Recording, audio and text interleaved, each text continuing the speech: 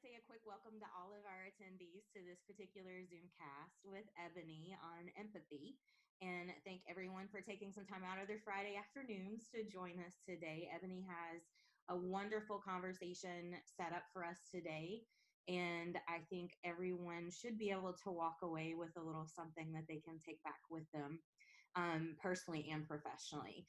My name is Amy Fitzpatrick, and I'm the Director of Marketing for IAVM. And I'm going to allow Gina to introduce herself before we actually get started. Hi, I'm Gina Brightson, Director of Membership and the Interim Director for the IAVM Foundation. I welcome everyone. We're excited to have Ebony present today, and I hope you all are equally excited and have some great takeaways, like Amy said. So let's get going, guys. Okay, so for everyone in attendance today, we're going to give Ebony the floor for a while and let her discuss with us her presentation today. Actually, I don't even like to call it a presentation. For these E3s, we have conversations. So very relaxed and but informative, and something that we can all gain a little bit from.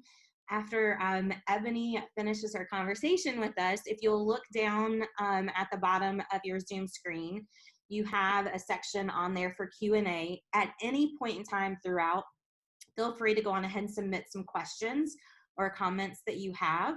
And once Ebony is done, then I will read off your questions to her so that she can take some time to answer. And if anyone has any comments or questions or things that they also want to share to the entire group, don't hesitate to click into the chat box off to the right and let us know what you're thinking. So Miss Ebony, we'll turn the floor over to you, and thank you so much for your time today. Well, thank you, Amy, and thank you, Gina. I really appreciate the fact that you guys thought about me to speak in this capacity, as well as Ms. Adina. Like it's an honor and a privilege. So thank you all for the opportunity. So the way this topic kind of came about, the topic of empathy, was they reached out to me and told me that I could talk on about anything that I wanted to talk about. And I was like, oh, there's a myriad of topics. However, when I started thinking about, what I could talk about and what would be the most beneficial to everyone, particularly during the time that we're in, I thought about empathy. And the reason I thought about empathy is because it has so much to do with perspective. And I think in the time that we're in, politically, socially, understanding other people's perspectives is very important. And that's what empathy is. A lot of people don't understand empathy. And because they don't understand empathy, they make assumptions, and they kind of berate people that engage in empathy. The thought process is, if you're an empathetic person, that means that you're soft, or that you're weak, or that you have a bleeding heart. And that is not what empathy is. Empathy is taking time to understand another person's perspective. And as a guest service professional, I have to deal with lots of different perspectives. And I'm sure if there are any other guest service professionals in this room, they'll understand what I'm talking about. When it comes to our responsibility is to so many different populations. We are responsible to the guests. We are responsible to our team members. We are responsible to our leadership. And then we're also responsible to multiple other departments that operate within our facility or our venue, because we're the face, we're the forefront of what's going on. So when a guest or a team member comes to us with a question, we have to be able to explain it or answer it. And in order to do that, we have to understand the thinking behind why certain decisions are made. And therefore, when you work with a lot of guest services professionals, you may get annoyed because we're always going, why? But it's because we're trying to understand your perspective. So I think sympathy and empathy are always confused. And what people don't understand is the difference between sympathy and empathy. again, empathy is about understanding someone's perspective, seeing where they're coming from. When you talk about sympathy, sympathy is basically feeling sorry for somebody. It's like, oh, well, that happened to you. Or it's about you. You in no way, shape, or form take on or think about what that person is going through, feeling, why it might have happened, why they made the decisions they made, why. It's just that happened to you. It sucks, but it happened to you. It doesn't involve me and it doesn't affect me. When at the end of the day, empathy affects, or a situation, typically one where someone is telling you about it, affects you, whether you understand how it does whether you understand how it does or not. So when you think about empathy, you can think about it in three different ways. There's cognitive empathy, and that is when you understand someone else's perspective. Someone has a situation and you're like, wow, that happened to you. So for example, let's say someone has a kid, someone has a child, they have a child. You're like, oh, wow, I know people that have children. So, or some of us do, some of us may not. But again, if you know someone that has children, whether it's friends, whether it's family members, you can understand when they tell you things about their children because you have friends or family that may tell you things about their children. So you understand it. Then there's emotional empathy. When you talk about emotional empathy, that's when you actually make an emotional connection to what someone's saying. So again, taking the example of children, when you have a friend that has gone through having children, whether it's a male or female that has gone through that process, when someone else comes to you to talk to you about it, you understand it more because you've heard about it from that person that's in your life. Therefore, you're able to make more of an emotional connection to what they're saying because that experience is part of your experience. Even though it may not be something you experience directly, it may be something you experience indirectly, but you're able to make an emotional connection to what they said. It's not just understanding it mentally and working through it as a problem. It's, I understand the emotions that come with the specific situation that you are going through, okay? And then there is compassionate empathy. When you talk about compassionate empathy, that's really a situation where it's actionable. Someone has told you something and now you are acting on it based on either your cognitive understanding of what they're going through or the emotional understanding of what they're going through. Now, you don't have to do all three, but understanding all three is really important. Again, cognitive is the actual understanding of someone's perspective. Emotional is having that connection. And then compassionate is acting on that, that understanding or that perspective.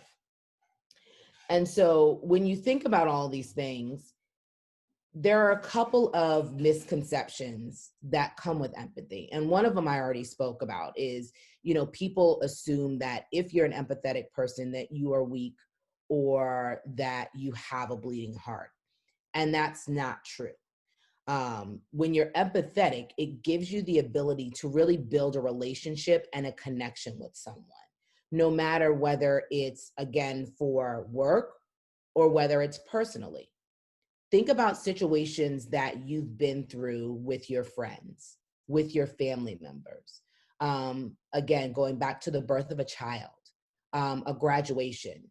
For instance, think about your college graduation, your high school graduation. Think about your family and friends that you've gone through that experience with, you know, how the anxious feelings that they were having, or the excitement that they were feeling, or the joy or the happiness. That's empathy. People don't understand that they practice empathy every single day. But what you do is you pick and choose who you are empathetic with, even though you experience it on a daily basis. When we go into a work situation, we automatically assume that empathy isn't needed. And it is, because you have to understand the perspectives of the people that you're working with. Particularly for us as venue managers, venue operators, we're working in a system where we're working with multiple personalities.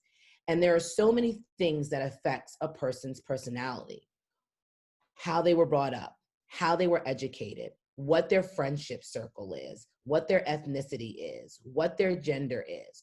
All of those things are part of who a person is. And all of those things come with that person to work. You're not able to separate one from the other. They all come with you. The good, the bad, the ugly, it's all there. So when you're going into a situation at work and you're talking with a colleague or with an employee, you have to understand all of the things, all of the experiences that make up that person. So that when you're talking through a situation with them, whether it's you're working on new ideas, whether you're trying to solve problems, no matter what it is, that person is bringing all of their experiences into that conversation. So taking into account all of those things when you're dealing or working with people is really important, because it will help you to understand why they say the things they say or make the decisions that they make.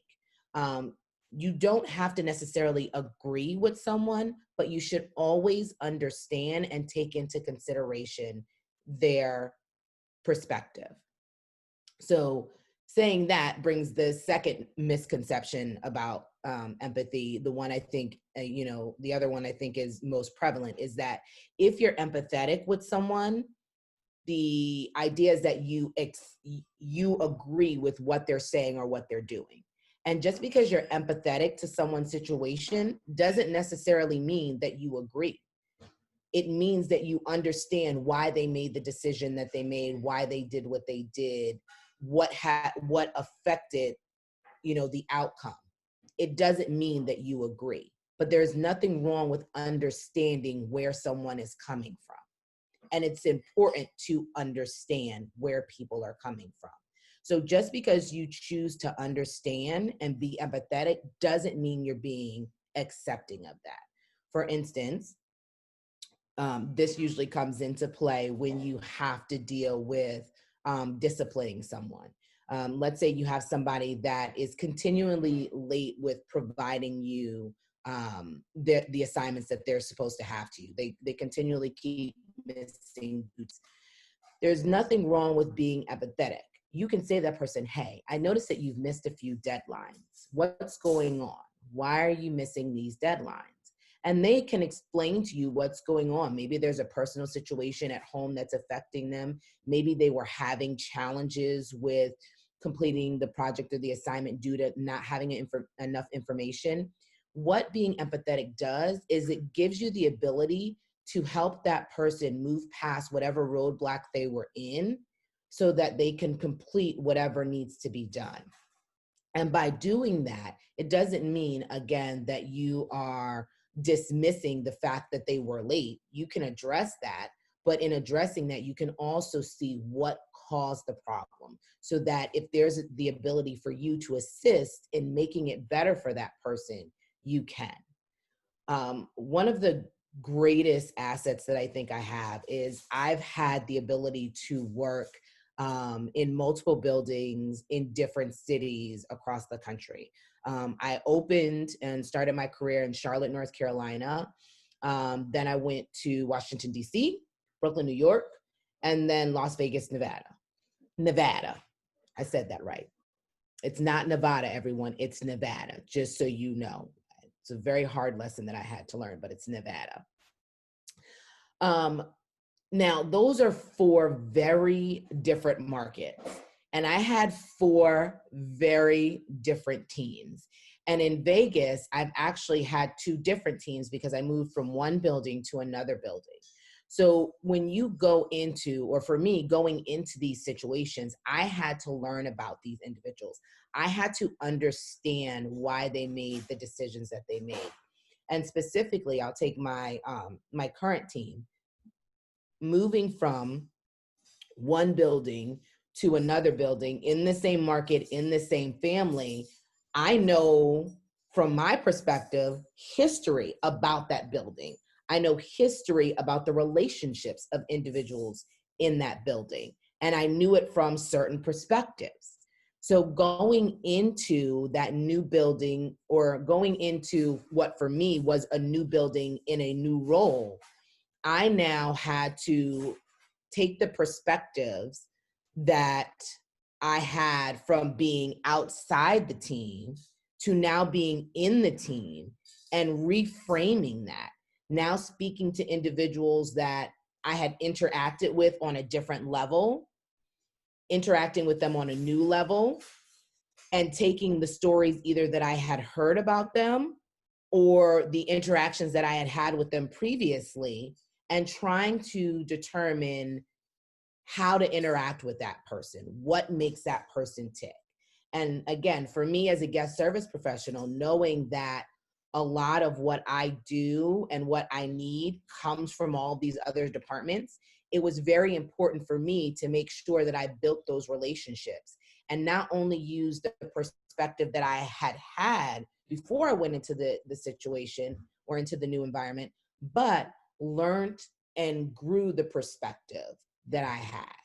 You know, engage with these individuals in a different manner than I had before, and try to understand why they made the decisions that they made and why certain situations were the way happened the way they did. So it's really important that you take perspective and understand how to use that perspective when you move into new situations. When you talk about empathy, and again, the misconceptions and, you know, why it's so hard for people to be empathetic, it's really about an individual. Again, the misconceptions, that's one hurdle, but the biggest hurdle when it comes to empathy and being empathetic is you as an individual. As an individual, you have to become vulnerable. You have to open yourself up to perspectives and ideas that aren't yours. And that is very challenging for a lot of people. And it's challenging because a lot of people don't know and or understand their own perspectives. And again, this can be personally and it can be professionally. As individuals, we are all shaped. And again, I mentioned this earlier, we are shaped by how we were raised, we are shaped by our education, we are shaped by our friendship groups, and we are shaped by the experiences that we have as individuals. And all of those things are what make us who we are. And understanding who you are and accepting who you are is really important to being an empathetic person, because you have to kind of admit to yourself that the way you are is not the way everyone is. And that's hard for people. It's very hard to say, I don't understand why you're not like me, why you don't do the same things that I do, why you don't feel the same way that I feel. And in understanding that, in accepting that, it will help you to become more empathetic. It will help you when someone says, you know, this is my reasoning for doing this, or this is how this happened, and it's not completely dismissed. We dismiss it because it's not who we are. And we assume that what we do, how we were raised, what we experience is what everyone experienced. And that is not the case. As a woman, as a Black woman, as a relatively young Black woman, I can't say that I have had the same exact experience as every other woman that is Black, that is relatively young. but I can learn about what they've experienced. And I can say, you know, wow, I can't believe that's something you experienced. Like that hasn't happened to me, but can you tell me more about it? I'd really like to understand, you know, where you're coming from. And obviously it's based on experiences that you've had. Again, when you think about where we are socially as a country, and particularly the Black Lives Movement and a lot of other, well, I won't say a lot of other movements that have sprung up, but a lot of other movements that are now being highlighted or spotlighted at this time. You know, I had a friend ask me, you know, and they said, they're like, you're Black and you're a woman. And when you hear people rolling back laws or bills that affect women, you know, how do you choose? And it's like, well, I can't choose. I can't take away one part of me. I'm Black and I'm a woman. Both things apply. So I have to look at things from both of those perspectives. And a lot of people don't understand that. You have to understand everyone's perspective and what they're looking at. But in order to do that, you have to understand your own perspective. You have to be vulnerable with yourself. You have to take a moment to really take stock of who you are, what's important to you, and how you've been shaped, what has shaped you to be the person that you are. And once you're comfortable in that, it allows you so much more room to understand someone else's perspective because you're comfortable in your own. When you're comfortable in your own perspective, in why you do the things you are, in why you are who you are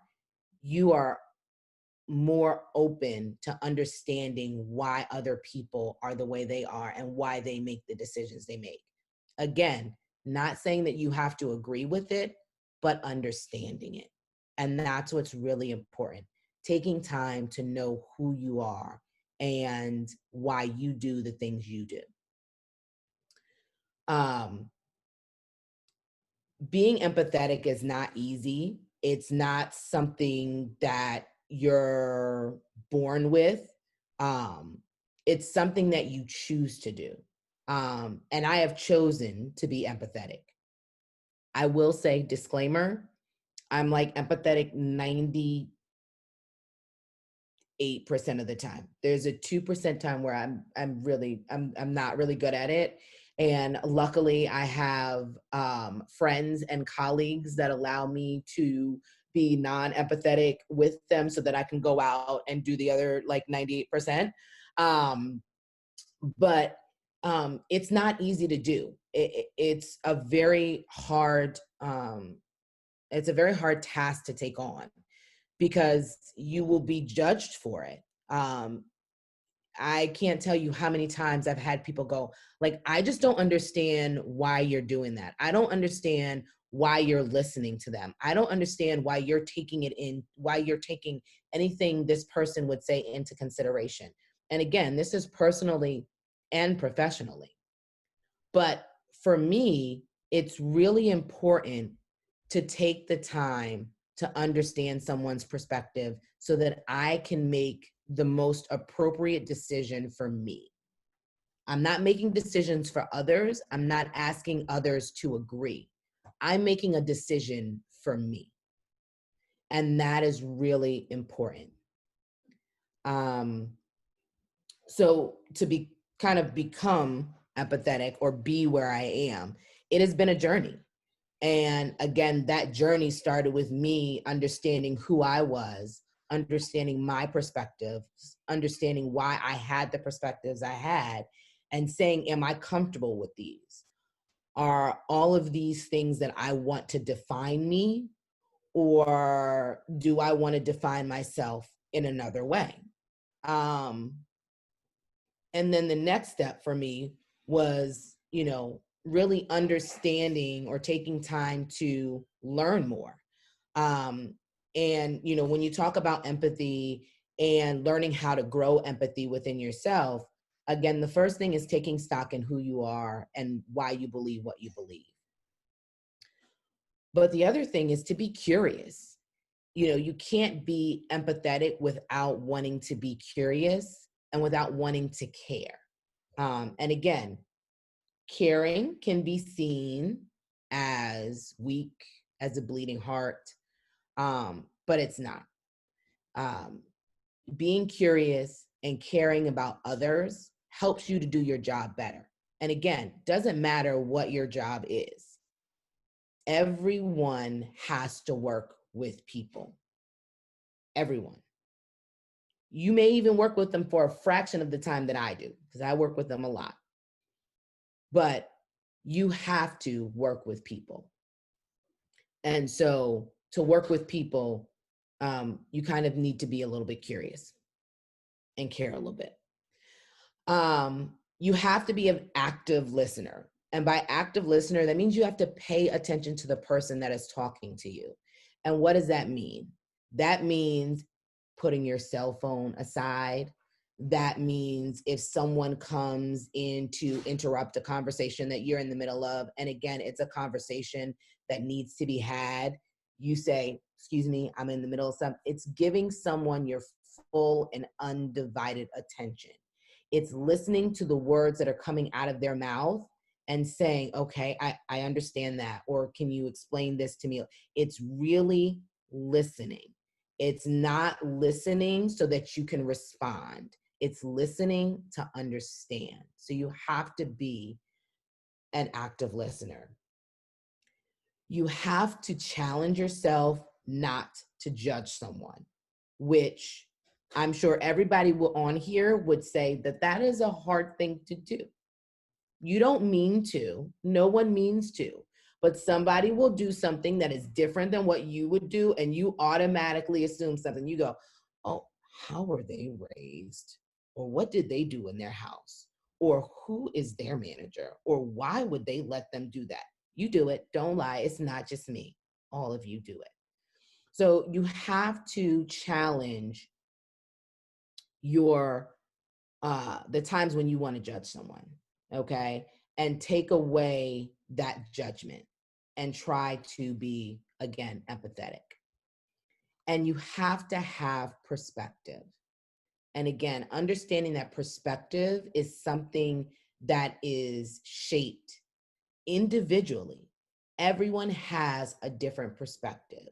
Think about families that you know that have 2, 3, 4, 8 children that grow up in the same household.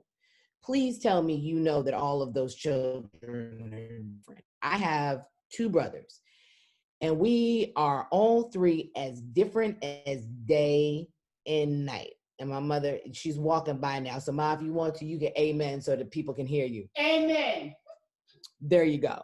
She has 2 boys, 1 girl. I'm the oldest. We are very different. And we were all raised in the same household by the same mother for the same duration of time. And you would go, really? But we are. And if you think about other families that you know, where there are multiple siblings, please tell me, even identical twins, they're not the same. People have different perspectives. And so it's really important to understand that and take that into consideration. So, you know, just in closing, because I want to make sure that if people have questions, I have time to answer them. When it comes to being empathetic, just understand that it's something that you already do. You do it, but it's doing it all the time. It's making that choice to actively engage in empathy, not only personally, not only when you feel like it, not only when you want to, but all the time. And understand what a difference it will make. And again, like I said, I do it 98% of, I'll give it 98% of the time. I'll allow some of the people that I know in the chat to tell me if it's less, but I literally think it's about 98% of the time. I do have those times where I don't understand people and I have to have a moment. And then I'm like, okay, now let's think about this from their side. But initially, no, I'm not empathetic. And that's about 2% of the time. So again, empathy is really important. If you are a leader, if you want to be a leader, empathy is something that I encourage. It will help you and your team. But again, just personally and professionally, empathy will in so many ways increase, believe it or not, the joy, the happiness, and the ease in your life. So with that, I'm done.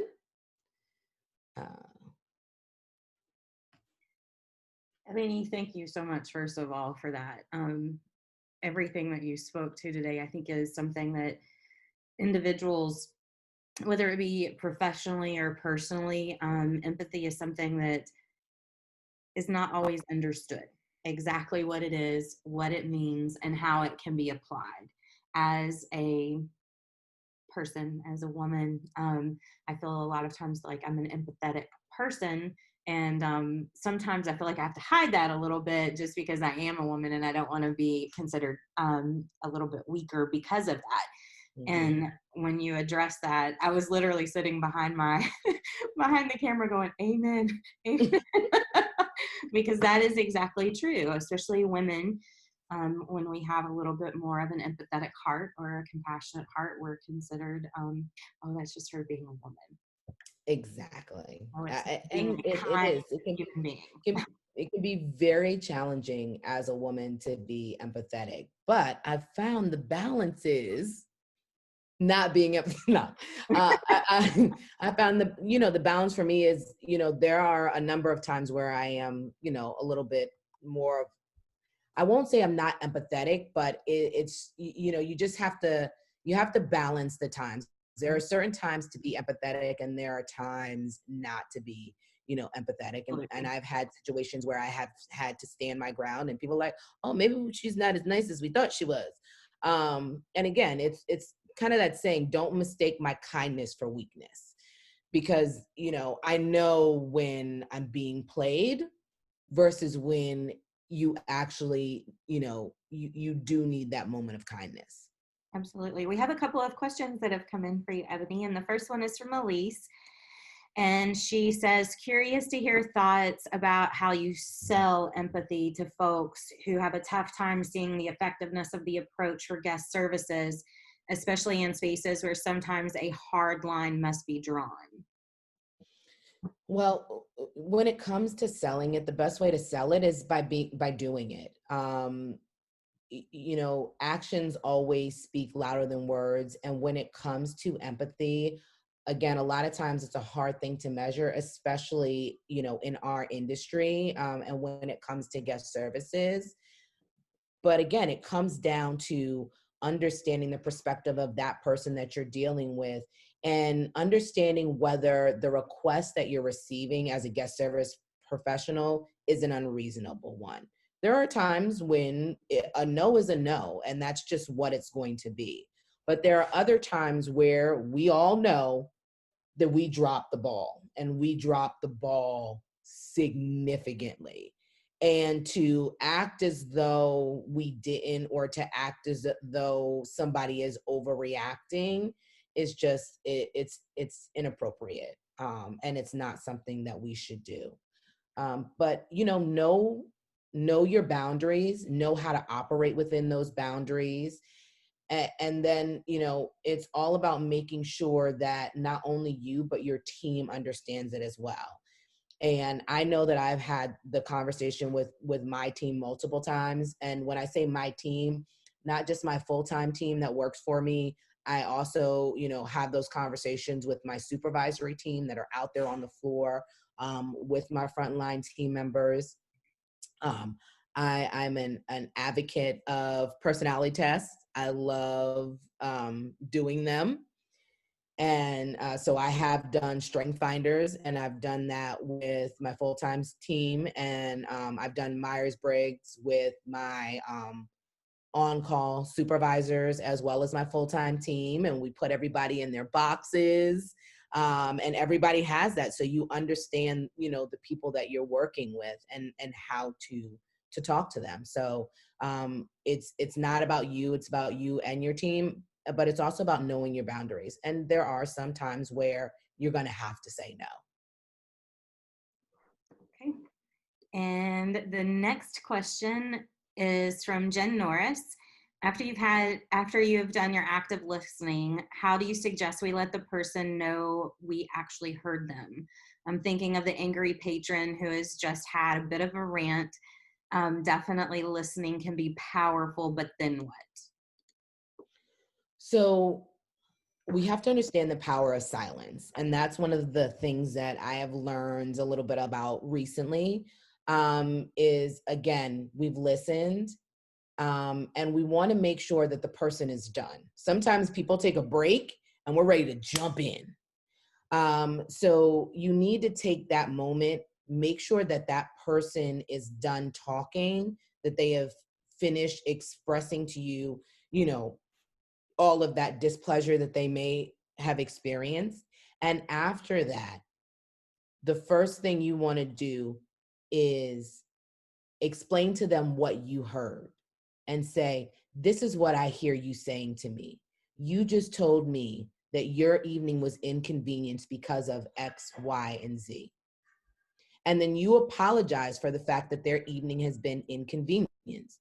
And if they have not at that point told you what they are looking for, you say, I understand that your evening has been inconvenienced.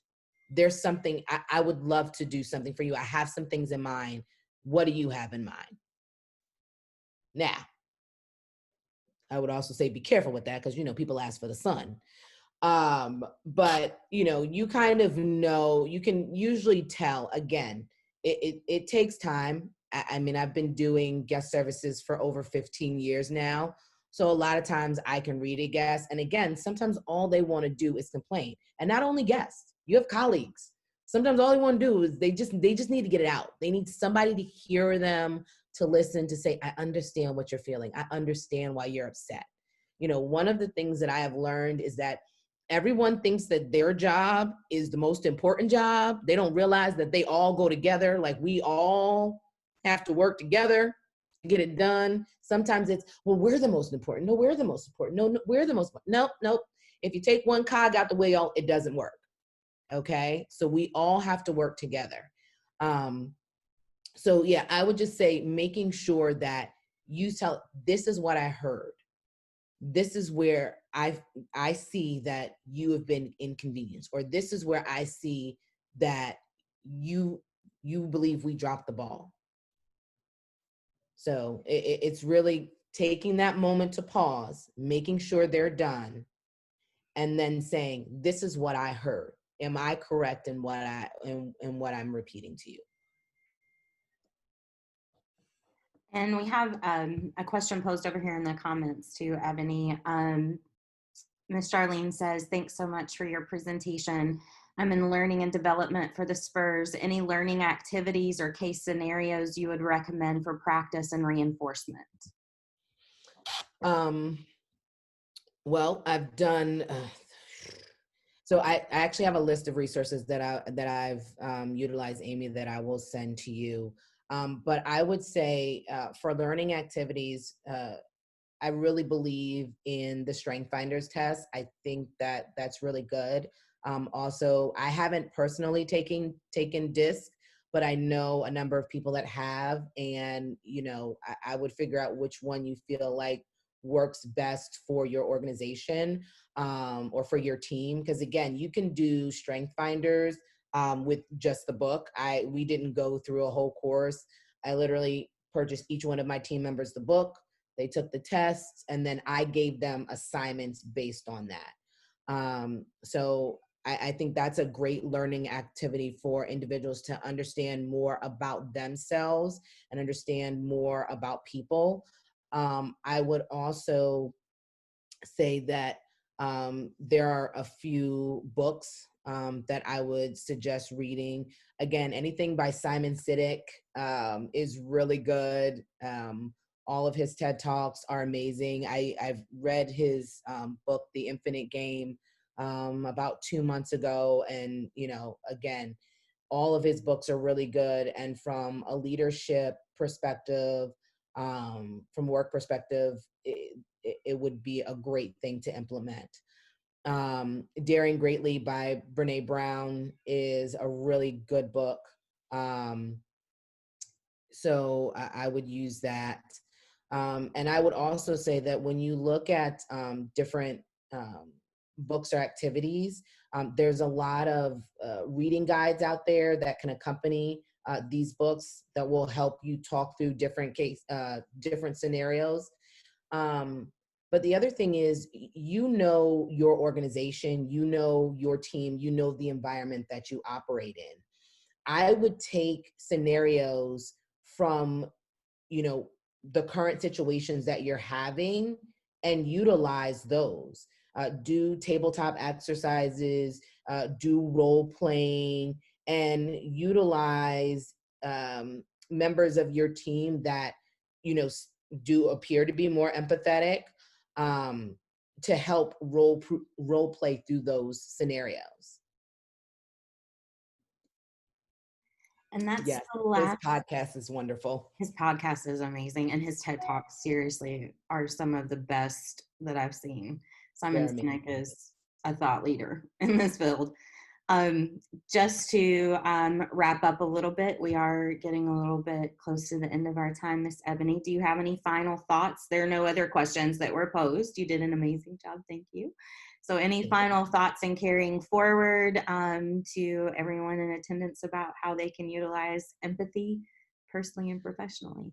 Well, you know, like I said earlier, just understanding how empathy will bring more joy and understanding and more peace into your life, again, personally and professionally, it's just really important. I can't say enough about it. I have built some really amazing relationships with some of my most challenging colleagues. And it's all because I was able to listen to them and understand, you know, their perspective and where they see things. Again, doesn't necessarily agree, but I understand it and I'm okay with that. So, you know, just be okay with it. You don't have to agree, just be okay with it. All right, so I will end it with, again, thank you so much, Ebony, and tell your mother thank you for making us all smile today, because we all have a mom that loves to amen. We may have to do an E3 with Mom. I'm sure she has a whole lot that Mom could teach us. She's not coming on here. Not coming on here. Are you, Mom? No. Well, Ebony, She shook her head. No. well, I just wanted to say I really enjoyed that, and I had some great takeaways. One of your comments about we bring the good, the bad, and the ugly to work with us, and we have to learn how to navigate that with not only within ourselves but with our team. I love that, and but empathy does show that you care and it fosters communication. And don't we all need communication these days? So this was great timing, and I really appreciate everything you shared with us today. It was great. Thank you. I really appreciate it, ladies. If you will send me the list of resources, what I will do, everyone, is I will shoot an email out to everyone registered for the webinar so that you have access to those resources that Ebony spoke about. It'll probably be on Monday or Tuesday, I'm assuming, Ebony, and then we'll get that out to you. The recording, fingers crossed that we don't lose this one from Zoom. Yes. The recording will be posted on YouTube this weekend. It takes a little while for conversion and upload, and then we'll get this put up. So if anyone on your staff, or if you know of anyone personally who needs to see this and listen to it, they will have access to it as well. And again, thank you, Ebony, for your time today. You've been a blessing to work with, and it was so much fun. And I have a list of notes over here myself that I plan on taking to my staff. And just as a wrap up, everyone, this is a series for the foundation, and the foundation is here for you. So if you have anything that you need to bring forward for the foundation, or if you have a topic that you would like to hear on one of the E3s, we would love to hear from you. So don't hesitate to reach out to either Gina or myself so that we can see what we can do about getting those scheduled. We have more coming up, and you'll be getting emails on your foundation Fridays regarding the upcoming schedule of topics so that you can go on ahead and get those registered and on your calendars. And just as a final note, for all of the members who are on here, we have the passing of the gavel presentation on Wednesday, and you've received that in your newsletter on Tuesday and a couple of follow-ups on social media, and more will be coming in your inbox. As a reminder, I recommend that everyone join in on Wednesday, July 29th at 4 p.m. Eastern time to hear Tammy talk about this past year and hear Rip Ripato's vision for the upcoming year under his guidance as chair of the board, as well as your foundation's 30 under 30 class of 2020 will be recognized during the presentation as well. And we have a fabulous group, as always, of our young professionals who are being honored. And thank you to Unger Bach for bringing us yet another class of our 30 under 30. So, Amy, just one thing, I was late so I couldn't be 30 under 30 because I was late. So can we do like a 50 under 50 or I'm just gonna put it out there for those of us that got in here late. I know there's a couple of y'all on here too. See, I already got it agreed.